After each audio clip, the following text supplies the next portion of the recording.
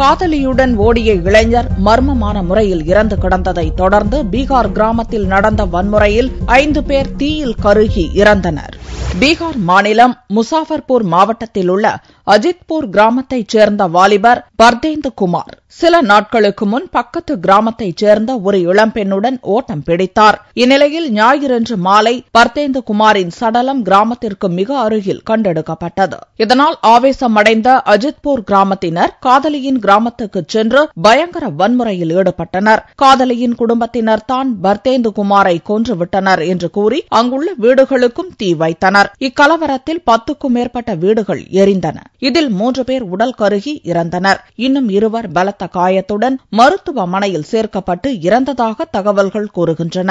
இதுபற்றி தகவல் அறிந்ததும் தனது மும்பை சுற்றுப்பயணத்தை பாதியிலேயே முடித்துக் கொண்டு தலைநகர் பாட்னாவுக்கு முதல்வர் ஜித்தன் ராம் மாஞ்சி திரும்பினார். பலியானோர் குடும்பத்துக்கு தலா 5 லட்சம் ரூபாய் நிவாரணத்தை முதல்வர் அறிவித்தார். இதனிடையே கலவரம் தொடர்பாக 2 கிராமங்களைச் சேர்ந்த 14 பேர் கைது செய்யப்பட்டுள்ள நிலையில் மேலும் வன்முறை மூளாமல் இருப்பதற்காக கிட்டத்தட்ட 1000 போலீசார் அஜித்பூர் கிராமத்தில் நிறுத்தப்பட்டுள்ளனர்.